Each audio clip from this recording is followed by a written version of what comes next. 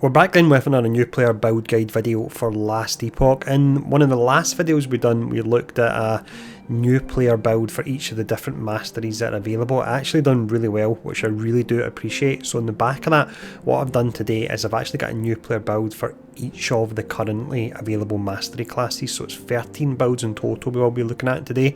I put timestamps in if you want to jump to a particular build, but if you want to watch them all, feel free to do that as well. I won't complain about that. So in regards to the new player builds that we look at here, what actually makes a new player build? So firstly, there's very few uniques you'll use with these, and the ones you use by and large, around about 90% of them will be common drops, so they're very easy to farm. It's a simple build, it doesn't have a complex rotation, the itemization on it is easy to understand, and quite a lot of these builds are set up in a way that they'll actually help you learn about different mechanics of the game as well. Finally, we have the fact that all the builds do really well in game, which is of course really pretty important there. Now, before we do go in and we start breaking all this down, I'm really happy to say that I am now officially partnered with Last Epoch to have my own storefront on the Nexus store. So this means if you buy the base game or any of the upgrade or supporters packs using the pinned link in the comment below, then I actually get a cut of that particular sale as well. The prices are identical to the Steam version. It activates in Steam as well, so there's really no difference from you buying it on Steam or on the fact that if you do it, it really does help me out a ton as well. So please do check that out if you're looking to make a purchase for the game, and if you enjoy this video and you feel that I deserve a little bit of support as well. But let's go in, and the first build we'll look at here will be the Acolyte. So the first build we'll look at here will be the Fire Necromancer. Now, before I give a quick summary of it, I'll just mention that with all these builds, the full build planner with the point allocation built into it is available in Last Epoch tools. So you actually just check the description below and there'll be a link for each of the different builds, and it covers everything you need to know. So for this video, it's just a quick overview to let you know if you actually like that build. But it's the Fire Necromancer we start off with first. Very simple build to play, deals a ton of damage, nice and easy to itemize for, and it looks fantastic as well. With this setup, we'll have 9 skeleton archers, 5 pyromancers, 3 skeleton vanguards, and a pirate golem as well. So as you can see on screen, it does look absolutely amazing. In regards to gear for this build, there's 3 uniques that we would use. The first is Reach of the Grave. It's equipable at level 5, it's a common drop, and you can farm this from the Stolen Lands, but it's really easy to get this one. We have Ribbons of Blood, which offers your minions a ton of survivability because they can't be crit. Equip this at level 53, and it's a Fall of the Outcasts, and when you defeat the boss in this monolith, there's a 50-50 chance that they'll drop this, so it won't take you long to get it at all.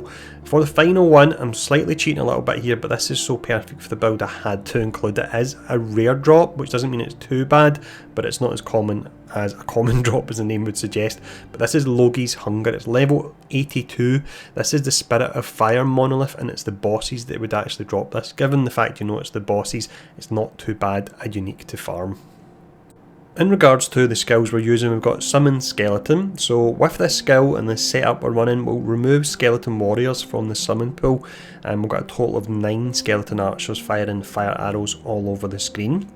We have Summon Golem. With this, we convert this to a Pyre Golem to take advantage of all the fire tags we have with this build. We also focus on increasing the Golem's health, armour and threat generation. This is essentially our tank for our other minions.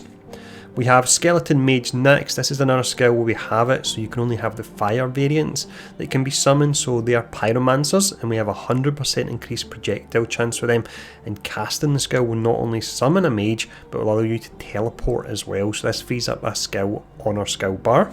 The next skill we have is Dreadshade. This really ramps up the damage on our ranged minions that will be grouped together. It actually gives them a whopping 60% more damage and 24% increased cast speed, which is absolutely huge. We run the spec with this where the affected minion that this is placed on won't lose its health, but instead it will take damage. However, we do have our golem that's actually our tank, and it's pulling all the aggro, so that affected summon really shouldn't be getting targeted at all, so it doesn't matter too much that they will take additional damage. The final skill we have here is Summon Volatile Zombie. So this is our main spender. It's a nice additional damage source, but will also kill any enemies, and this includes bosses when they're below 16% health and they're damaged by this skill, because we've got a kill threshold set up on this. We also spec into it to change the zombies from doing physical to fire damage, and they'll also vomit on their targets as well. So that is the Fire Necromancer setup. On screen here at the moment you can see an image of the passive skill trees as well for this particular build, but again, as mentioned, the full skill tree that you can interact with is available via Last Epoch tools, and there's a link to that build in the description below. But yeah, absolutely fantastic build. Let's look at the next one now. Our next build here is our low life Reaper form Lich. So this is a high risk and high reward build.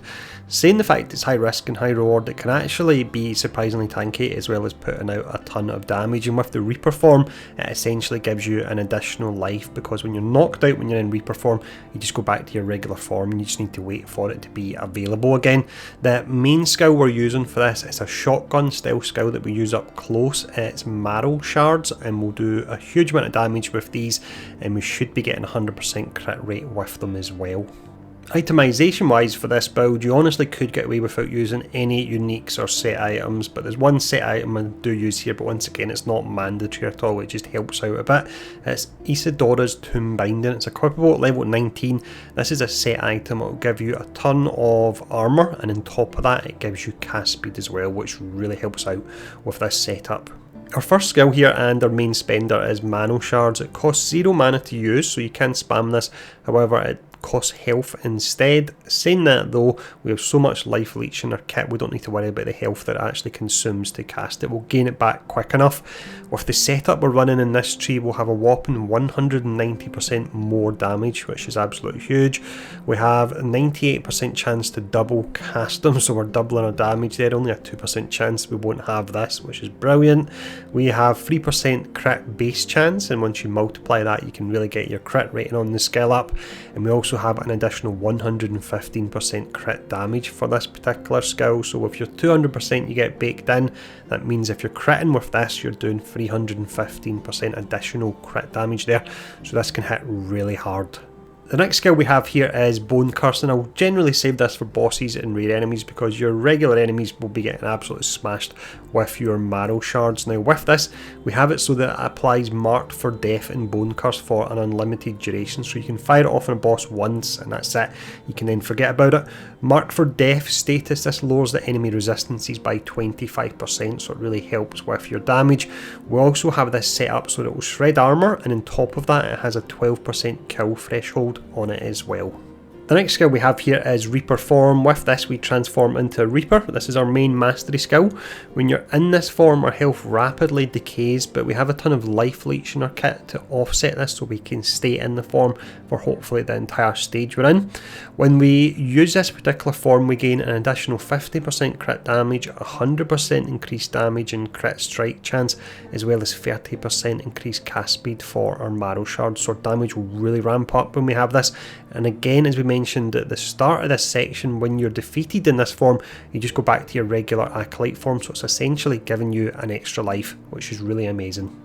Our next skill is Death Seal. We'll use this to remove our ward, and it seals our health so that it can't go above 35% when this is active. This is great for us because we have a ton of buffs and damage increases that kick in when we're at low health, and low health is classed as 35%, so it takes us exactly to that threshold. With this skill as well, we cast a Death Wave AoE skill that does physical damage. It does it in a pretty large area and it does a huge amount of damage. It repeatedly casts this as well, so overall this is just another awesome skill. Our final skill here is Transplant. This is our movement ability. It allows us to teleport. When we use this we gain Frenzy, Haste, Damage Reduction and also Armour, so you want to use this often. We also have a 15% kill threshold on this, so you can teleport to a boss's location. If they're under 15% health then you'll kill them instantly. For the passive point allocation here, we would put 25 points into the Acolyte tree, and then the remaining points would all go into the Lich tree. So this particular class is one that initially I did struggle to find a build I actually liked. However, this one is fantastic. It's really easy to play, it's really easy to itemize, it does a ton of damage, you can take a ton of damage. Overall, it's just an amazing new player build. Our next build here is for the Mage and the Sorcerer Mastery. This is all about fire damage, and we also use an ailment called Spreading Flames. Primarily with this build we'll use fireballs to add a ton of ignite stack to enemies, and this is actually a great build for getting used to how damage over time works in the game. For this particular build we'll be using 3 uniques and 2 set items. The first unique we have here is Calamity. This isn't mandatory for the build, but it does help us build up our Ignite stacks. You can use this at level 7 and you farm it from the Black Sun timeline. We then have the awesome Cinder Song. Rarity on this is uncommon and it's equipped at level 40. You farm it from the Stolen Lands timeline, and you can see from the modifiers on this, this is custom made for our Fireball build. For the relic, we're using Soulfire, which is really an Acolyte unique, but it works great here as well. It's a common drop, equipable at level 34, and it's farmed from the Last Rune timeline.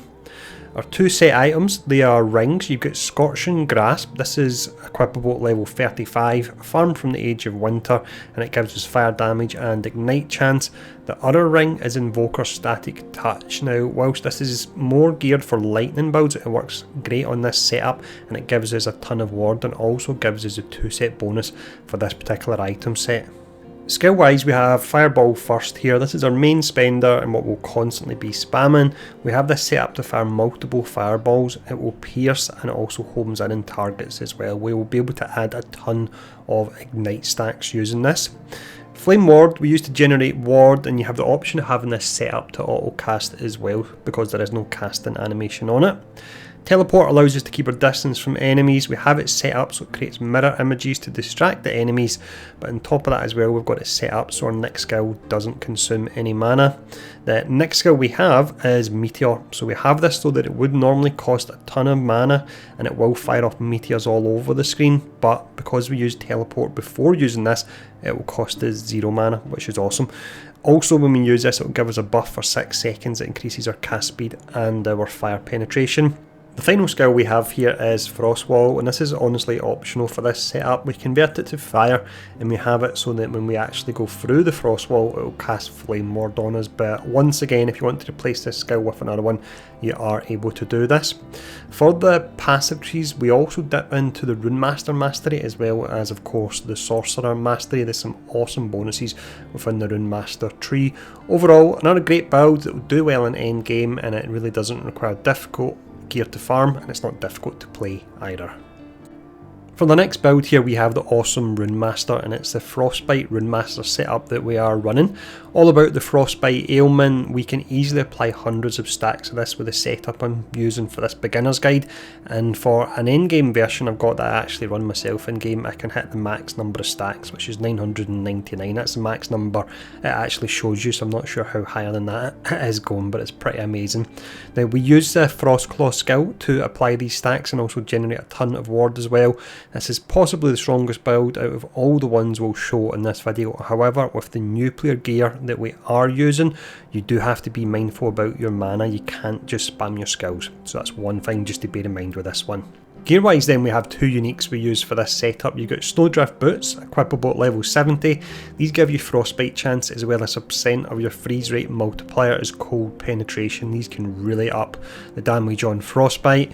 The next item is a rare one. It's not mandatory at all, but it really works well in quite a few builds that we're going to show off today. So I'm going to show it off. Once again, it's not mandatory, but if you find it, then get it equipped. So this is the Throne of Ambition. It's actually a unique idol. It's a rare drop from the God Hunter Argentus boss. That's from the Stolen Lands timeline.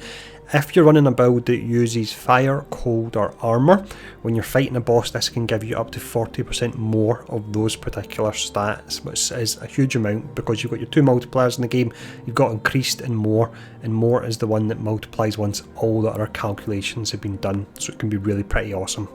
Our first skill here is Frostclaw. This is our main spender and we'll use this to apply our stacks of Frostbite. Now, I'll just mention, even though this won't be relevant for quite some time, if you can get a scepter that's got tier 7 mana cost reduction, you can reduce the mana cost on this skill to 0, so you can just spam it and it becomes godlike, but it will take you a long time to get lucky enough to get that particular roll. But with this, the way it works is you want to invest in mana cost reduction for now because it will use a lot of mana. We have a node within this particular tree where it will generate ward based on your freeze rate multiplier, and we have a ton of freeze rate multiplier with the setup that we are running. We have this so it's able to auto cast Ice Barrage, which is doing even more damage, applying more frostbite stacks, and also we have it set up so the multiple projectiles it fires, they all count as separate projectiles and separate hits, meaning each one will apply a stack of frostbite. The next skill we have is a really simple one. This is Flame Ward, and this will generate a ton of ward for us when we have this activate. You can also have it so that it automatically activates when you're stunned, which can be quite useful. So if you're stunned and you can't move, you'll get a nice little burst of ward, so if you are getting hit, you can hopefully be able to take it. The next skill we have here is Runic Invocation. The setup that we're running, this allows us to spam our Frostclaw, and whenever we activate this particular skill, we'll get this skill you can see on screen at the moment. It's Reawind's Frostguard. This particular one gives us 30% damage reduction for 10 seconds, which is absolutely huge. The way we get this to work is we've got the particular node within this tree so that even when we are spamming one particular element, it will add an element of that rune based on the order of the skills in your skill bar. So for your skill bar, what you want to do, the order of your skills from left to right, your first 3 skills, you want to have an ice and fire and an ice. So when you cast, let's say for example, Frostclaw 3 times, what that'll do is that will create an ice, fire, ice rune, and that gives you the skill we looked at just a moment ago that gives you the 30% less damage taken, which is really amazing. Our next skill we have here is Ice Barrage. Now, although this is on a bar, I wouldn't normally cast it because you'll run out of mana if you cast this off. And what I do is I use Frostclaw, and we had the node earlier on that's got a 5% chance to actually cast Ice Barrage. So if you're fighting a boss or a rare, for example, and it's taking a bit of time, you've got a good chance that it will then proc Ice Barrage. Ice Barrage fires out a ton of icicles at the enemy. They will all apply your frostbite stacks, and we really heavily invest in attack speed, so we're firing out a huge amount of these. It's basically like an ice Gatling gun. It's really great. Our final skill here is Flame Rush. We convert this to ice. This allows us to run the Runic Invocation combo that we talked about just a moment ago, and also we can add damage reduction for a few seconds after using this skill as well. For the passive points allocation here, we have 25 points into the Mage base class, we have 25 points go into Sorcerer, and then our remaining points, it's around about 60 or so, will go into Runemaster. So Runemaster, as it stands at the moment, exceptionally powerful build. You can put out so much damage with this, you'll generate obscene amounts of ward, but as mentioned with this beginner's guide, you need to be careful about spamming Frostclaw because it will run through your mana. But if you get that tier 7 Scepter with the mana cost reduction, reducing the mana to 0, once again the build becomes completely godlike.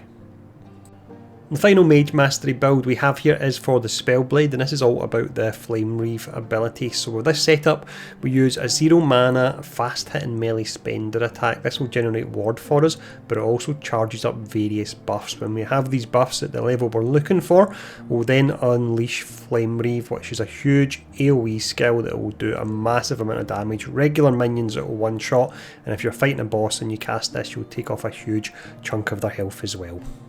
Gear wise here we have 4 different uniques we would use. The first one is Sun Reef. This is equipable at level 21, really important for this setup. It's a huge damage boost for fire builds, but it makes it so that Flame Reef fires off in an AoE around you rather than a cone. If you don't have this, then you can use nodes within the Flame Reef tree to also replicate this same effect. Our next unique is the Bleeding Heart, equipable at level 4. It gives us increased melee attack speed, and for survivability we can get up to 9% of our damage leached as health. For our shield we use Cradle of the Erased, equipable at level 18. This is a Weaver's Will item, so you'll actually be able to add additional modifiers onto this. The base item is pretty nice, but with the right additional modifiers this can be amazing. The final unique we have, once again, the Throne of Ambition. I've already broke it down, so I'm not going to break it down again, but I'll just say that you benefit from the fire and armour bonus on this. For our skills here, the first skill we have is Flame Ward. This gives us a nice amount of ward, and we also have it so that we have 2 charges of this and it will auto cast when we're stunned. We then have Flame Reave. This is our huge AoE nuke. We have this set up so that when we use Firebrand, we build up stacks of a buff called Rhythm of Fire that increase the width, range and damage of this skill. We also have it so that it increases its base crit chance and crit damage, with your goal being to get 100% crit rate on this. Enchant Weapon is our next skill. This gives us a passive bonus, but we also have it set to auto cast, so we get the active bonuses from it as well. It provides a good amount of additional damage, and it also has Ailment Cleanse on it as well, which can be nice. Firebrand is the skill we use to boost the damage of Flame Reave, so we have this so that it gives us additional damage, crit chance and crit damage for our next skill which we cast, which will be Flame Reave. We also have this set up so it gives us ward on hit as well, so a bit of survivability as well there. The final skill we have is Flame Rush. This allows us some mobility as well as a defense buff for a few seconds after we use it. For the passive point allocation here, we have 28 points into the base mage class, 18 points into Runemaster for some nice buffs, and then the remaining points go into Spellblade. So your Spellblade Flame Reave setup, another simple build to play and nuking almost the entire screen on a regular basis with a buffed Flame Reave just never gets old. Our next build here is a Shadow Dagger Bladedancer. This build has insane mobility and you can just zip over all the levels with it. It makes use of a unique Bladedancer mechanic called Shadows and also an ailment called Shadow Daggers. This deals a ton of damage when you apply 4 stacks, and we have Fire and Forget skills we can use to apply this ailment. Gear wise here, we don't actually need any uniques for this build to work at all. The only thing I would say is look out for crit damage whenever you can get it, as Shadow Daggers, which is the ailment we are applying. These have a 100% crit rate, so they massively benefit from crit damage. In regards to the skills, the first one we have here is Shift. This is our movement ability. This increases our dodge rate and movement speed after using it, and most importantly, when we use it, we create a shadow which will then in turn use Shadow Cascade and Umbro Blades as well. Our next skill then is Umbro Daggers. So with this, it's normally an active skill where you throw out daggers, but with the setup we're running here, we'll cast it when we use Shift and it creates a homing blade that whirls round. This will seek out the nearest enemies and it applies stacks of the Shadow Daggers to them as well. We then have Smoke Bomb next. This is a great defensive skill. It allows us to dodge the next attack we take as well as generate shadows, and these in turn will then use Shadow Cascade as well as Umbro Blades. Skill number 4 here is Shadow Cascade. This is a huge AoE melee attack. It will do a ton of damage. I do have this on my right click so I can spam it when I need to, but most of the time the shadows that we create will be enough to kill any enemies that will come close to us anyway. Finishing up, we have Lethal Mirage. This skill will generate shadows. It provides us with immunity during the casting animation. It does a huge amount of damage, and on top of that it's got a whopping 18% kill threshold on it, so if an enemy's below 18% health when we use this, we'll instantly kill them, and that applies to bosses as well. So in regards to our passive trees, we drop a few points into the Marksman Mastery with this setup, but the bulk for points will go into the Bladedancer tree. Again, another great build that can do in-game content with the bonus that once again, it doesn't require any uniques to use at all. For our second rogue build, we have the Bowmage Marksman. Very popular build for the Marksman, and another one that uses just a few common uniques. The Bow unique we use here, it fires off Ice Core spells, and we have a specific Marksman skill that can really up the rate of how quickly we fire these off. The unique in question that allows us to do this is the Reign of Winter. This is farmed from the boss fight at the end of the Age of Winter timeline. Has a 50-50 drop rate, so 1 in 2 chance to get it when you beat the boss, so it shouldn't take you long to get it. With this, as mentioned, we have the chance to cast Icicle. You can see the tooltip for it here. This is on hit with bow attacks. Now Icicle scales from cold, spell, dexterity and the attunement stat. Our next unique here is Morning Frost. This is equipable at level 8, and this adds +1 flat cold damage to spells per point of dexterity. This is how we scale up the damage on Icicle. So this, along with the bow, is vital for the build to work. You will have -1% cold and physical resistance per point of dexterity, and you're aiming for around about 100 dexterity, which means you'll be getting -100 cold and physical resistance. So you really need to focus on upping these particular resistances when it comes to your gear affixes. The final unique is Arrow Guard. This one's equipable at level 40. It gives a huge amount of survivability via its increased armour and also up to a 50% glancing blow chance. So glancing blow means when you take this particular status, then the enemy will deal 35% less damage to you. Our first specialised skill with this build is Shift. So we have this set up so that it cleanses ailments when we use it. It gives us a short 50% movement speed buff, makes us invulnerable while shifting, and gives us a huge dodge rate buff for 1 second after shifting. Lastly, it will throw shurikens when we dodge, and that will be relevant when we look at a skill later on in this video. Smoke Bomb is up next. This one gives us a stack of Dust Shroud that increases our dodge rating and glance and blow chance. We also have it so that it gives us a stack of Silver Shroud, which means we have a 100% chance to dodge the next attack. So this is great for avoiding hard hitting telegraphed boss attacks. You'll throw down your smoke cloud, the next attack that hits you is going to miss you. Really pretty awesome.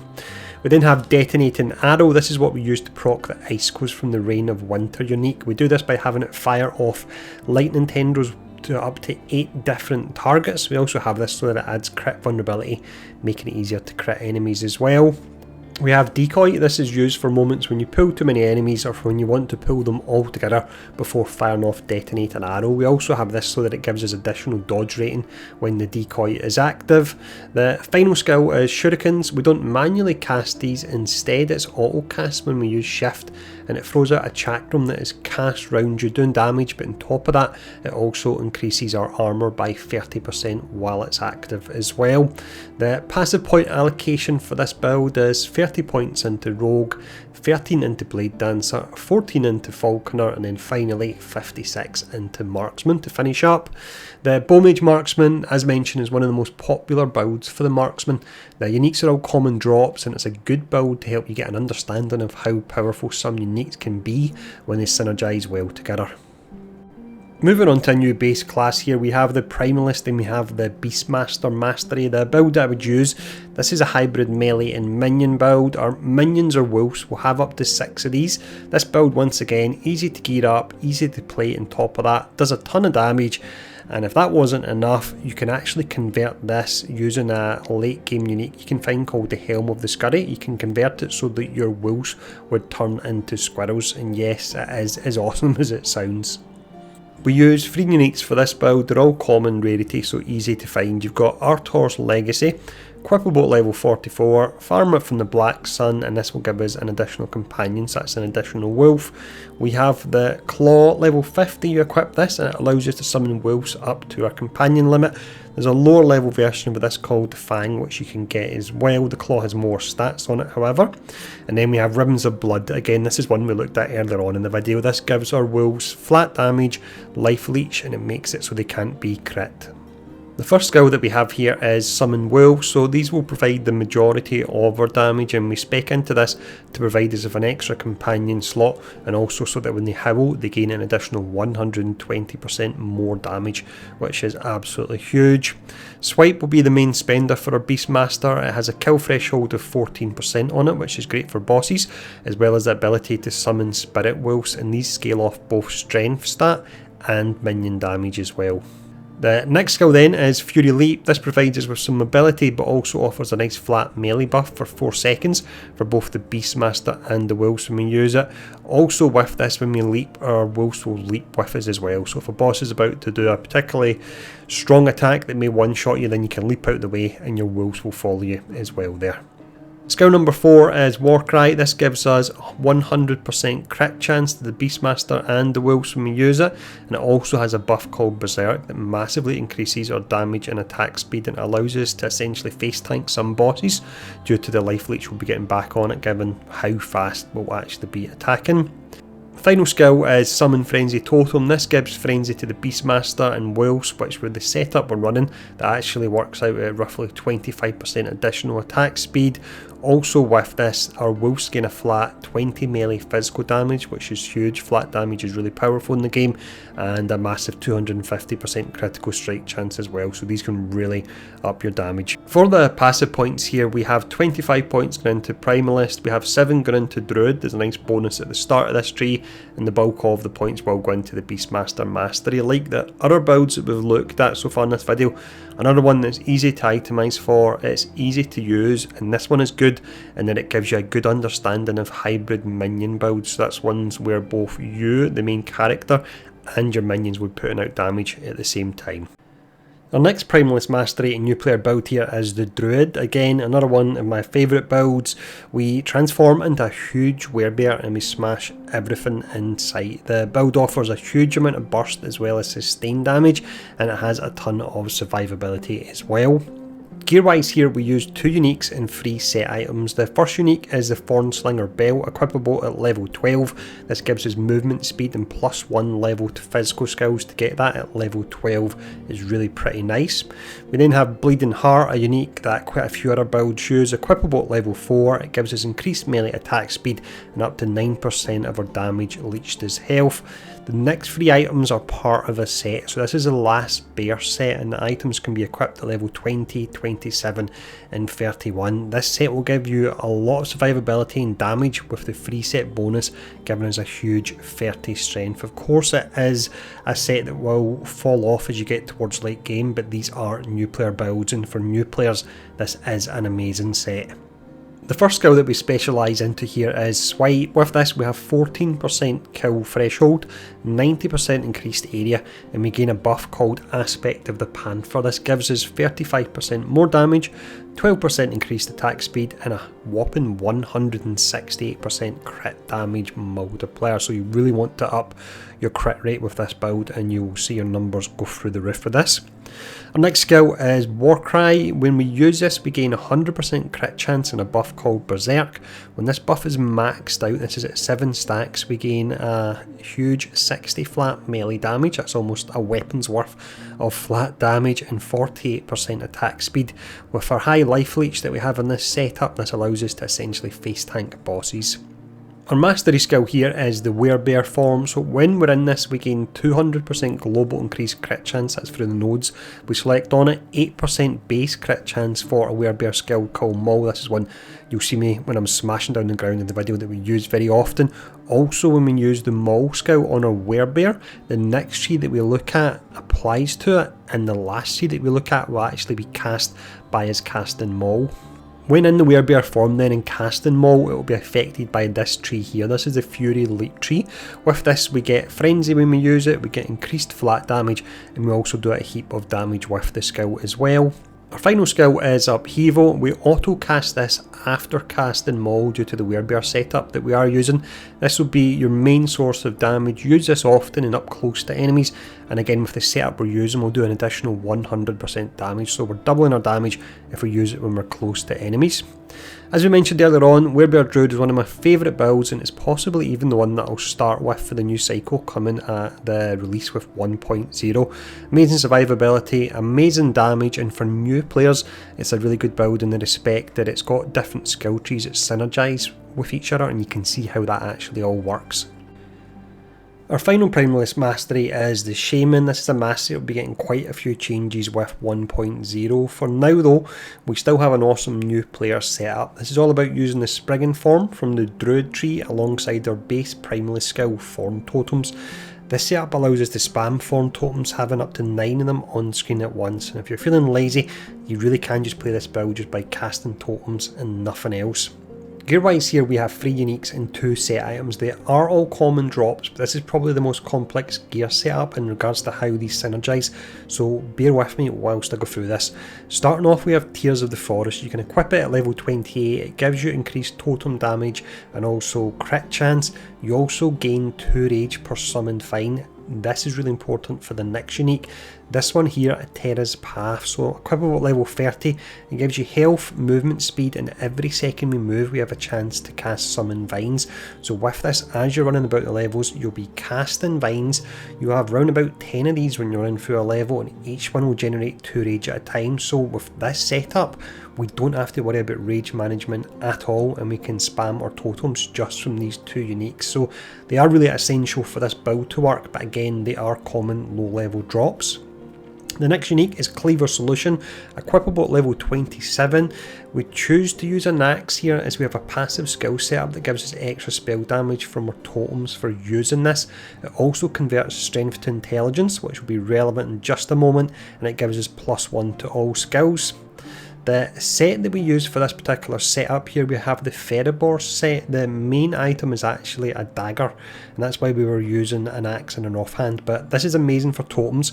It gives us +2 to totem skills for having 2 of the items equipped, that's the dagger and the ring, and it gives us 1% flat crit chance for our totems for each point of intelligence we have. This is why we convert strength into intelligence via the cleaver solution unique. The reason being that intelligence and strength don't do anything for damage, but intelligence would give you ward retention, which isn't useful at all, but strength gives us additional armor, which is useful. Once again, this is the most complex setup in these videos, so hopefully that does all make sense there, but that's the gear you're looking for. Our first specialised skill here, and our main skill, is Thorn Totems. We have these set up with additional damage, crit chance, speed and range, as well as having them fire a single projectile that has increased cast speed and is more accurate, rather than the default setting where it will fire out multiple projectiles but they're not actually accurate about where they fire. We also have this so we can summon up to 6 of them maximum at a time.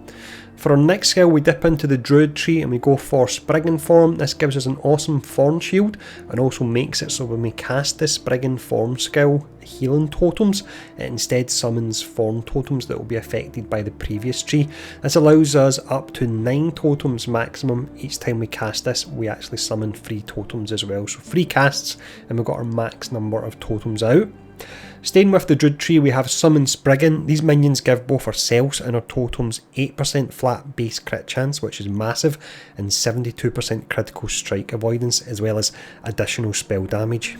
Aether's Blessing is our next skill here. The setup we have with this means that when we cast Thorn Shield, which is a Spriggan skill, this will auto cast this particular skill as well. It gives us a ton of healing, it cleanses any ailments, and it will summon healing totems as well, meaning we can actually have our 9 Thorn totems and 2 healing totems out all at the same time.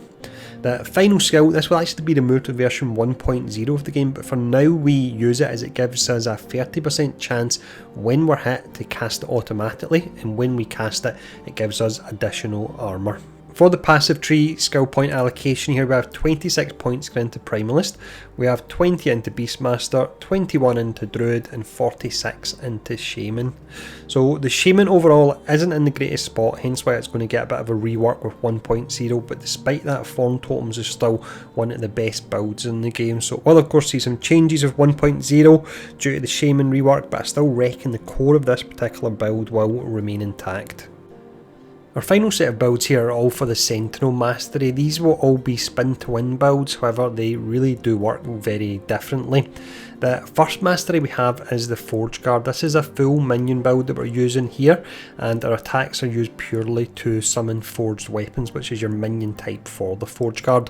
Alongside them we'll have Manifest Armour. This is a suit of enchanted armour that fights with us, and its stat scale off our own gear stats.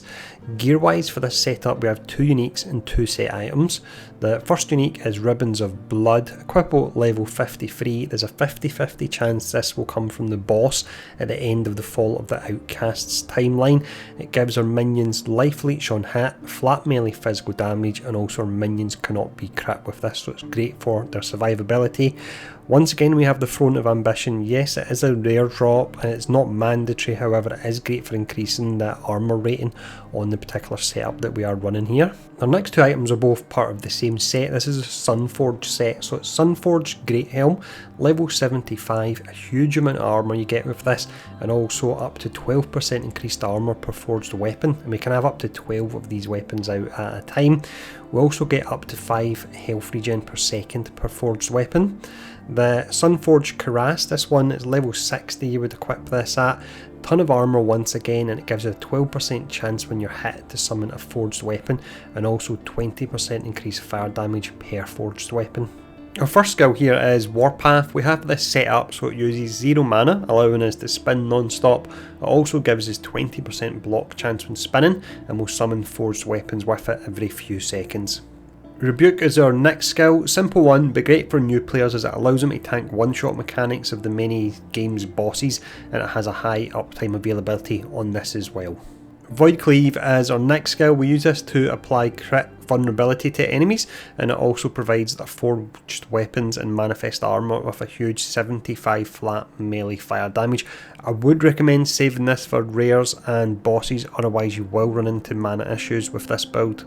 Forged Strike is used to buff our forged weapons. With this we get 40% more damage, 100% attack area, 20% attack speed, 40 flat melee fire damage, and it also allows us to summon an additional 4 forged weapons, so it really takes these to the next level. Final skill we have here is Manifest Armour. The stats in this scale with the base stats on our armour, so the set items we're using will make it very tanky. One of the best nodes for this gives us 1 flat melee damage per 10 armour on our chest piece, and we have a ton of armour on the chest piece, so it really ramps up the damage. In regards to the passive point allocation, we have 21 points going into Sentinel, 30 going into Paladin, and the remaining 62 points would go into the Forge Guard.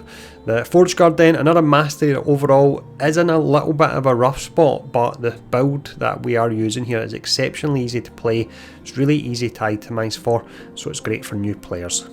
Our next spin to win build here is the Smite Warpath Paladin. This is all about spinning to call in holy bolts of fire from the skies. This is great clearing for mobs and also does a ton of damage to bosses as well. On top of that, you actually get a real nice amount of survivability. In regards to unique items here, we have 2 of them we would use in this setup. Firstly, we have Cradle of the Erased Shield. This is your Weaver's Will shield. Equipable at level 18, gives you a ton of survivability. And then we have the Throne of Ambition Idol. Now, as I've mentioned earlier on in the video when I've talked about this is the rare drop. It's not mandatory, but it can really up your fire and your armour on this build. In regards to the skills, Warpath is our first skill. We convert this to fire damage and we have it so that it gives us flat global spell damage. This affects Smite, and we also have this skill so that it casts Smite each second that we're channeling it. We have it as well so it doesn't cost any mana and it will give us some block chance. Our next skill here is Smite. With this, we call down a bolt of fire from the sky, damages enemies and it heals allies around that particular enemy that it's damaged. We have it so that it deals a large amount of additional damage as well, as it has a 100% chance when it kills an enemy they explode with a huge burst of flame, and this what makes the skill great for single targets and for mobs as well. Our next skill here is Holy Aura. This is an active and passive portion. It will give us endurance, elemental resistance, and also has a flame burst element. So when we hit an enemy multiple times with Warpath, that will explode, which is another skill which is great for clearing out trash mobs for us. With this skill as well, we have it so that if we manually activate it, it will cleanse all the ailments that are on us. Sigils of Hope is up next. This gives us additional fire damage, and when we kill an enemy we have a chance to summon a sigil, and the more sigils you have, the higher bonuses you get that are provided by this particular skill. It will also give us a decent amount of endurance threshold as well. The final skill is Rebuke. Not mandatory for this build, but I like it as it allows you to tank one-shot attacks when you mess up, and it has a very high uptime on its availability. For the passive point allocation here, we have 20 points going into Sentinel, we have 1 point going into Forge Guard, that gives us a small amount of block and block effectiveness, and then the remaining 92 points would go into the Paladin tree. Overall, another great build for new players and one that is perfect for some lazy farming and leveling as well. The final build we have then is possibly my favourite lazy farming build in the game. Using autocast, we can just hold down right click for most of our playtime with this. We'll zoom around the levels, demolishing absolutely everything. This build is the Warpath Echo Void Knight. We have 3 uniques that work great with this particular build. They are Dreamform. This is equipable at level 15. It gives us void damage, void penetration, and even block chance, even though it's a sword and not a shield. You can easily use this unique all the way up to level 80. It really is that powerful. For the body armour slot, we have Titan Heart. This is equipable at level 41. You farm it from the Blood, Frost and Death timeline. When we have this on with our two-handed sword, we'll take 15% less damage, and we also get up to 40% increased health and melee damage with this as well. Final unique is Siphon of Anguish. This gives us melee and void life leech, increased movement speed, and a chance to apply an ailment called Doom that makes affected targets take additional melee damage. You'll farm this particular unique from the Shade of Oribus. This is the boss fights on the edges of the monolith webs. For the skills here, we start off with the very common action RPG skill, the trusty old spin to win setup. So this allows us to keep moving, clearing through the story, and the monoliths takes no time at all with this. We have it set up so that we get an echo over hero that will spin away, doing even more damage for us, so we can spin on and we can leave the echo behind us to take out enemies. So that we can constantly use this, we spec into a few nodes that reduce the mana cost on it and also make it so that we regenerate mana when we are spinning as well. Our next skill here is Void Cleave, and we'll save this for when we need to take out a particularly troublesome elite or boss. It'll do damage in a huge chunk, and the way this works as well is we actually get a massive buff on it if we've been channeling Warpath for 2 seconds. So with the setup on running, I'll hold down right click for Warpath. I've actually got a mouse that's got the numeric keypad on the side. What I'll do while still holding down right click, I'll press the key for Void Cleave, it will cast it, and then I'll just go straight back into the animation for my Warpath again. It's a real nice setup, and again it makes it nice and easy. My finger essentially never leaves that right click button. Our next skill, this is Rebuke. This is a defensive skill, and it's one of the best defensive skills in the game. When we're channeling this, it allows you to tank near enough any one-shot skill in the game, and that even counts for some of the dungeon bosses on your lower tiers as well. The next skill we have is Anomaly. With this one we'll auto cast it.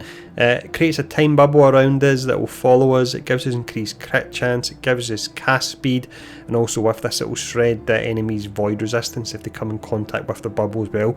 This has an instant cast animation, so when we're auto casting it, it won't create a hitch in a warpath or slow it down at all.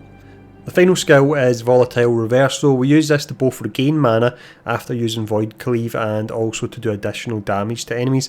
The skill is probably the highest skill ceiling out of the skills that we've looked at in this video, and you need to be careful when you use it, because if you use it at the wrong time, it can actually put you in more danger than you were in before you actually used it. So Echo Void Knight, very easy to play build, again easy to itemise as well like the other builds. If you're looking for a lazy farming build, this is up there with one of the best. So that is some awesome new player builds to get you started for the 13 Masteries that are currently available in Last Epoch. Once 1.0 hits, I'll look to add the remaining 2 Masteries as well. Now, if this video has been helpful, please do take the time to hit the like button. It took an absolute age to do. It was probably around about a week in total it took me to do all this, from coming up with the builds, capturing the footage, and then writing the script for it as well. So it was a lot of work. So if you can hit that like button, it would be appreciated. If you leave a comment below, that helps out a ton with engagement as well. And I also would like to know which of these builds you actually like and which one you are going to be running. But thanks for tuning in for this one. Keep an eye out for the updated version coming with 1.0, and I'll see you all again soon.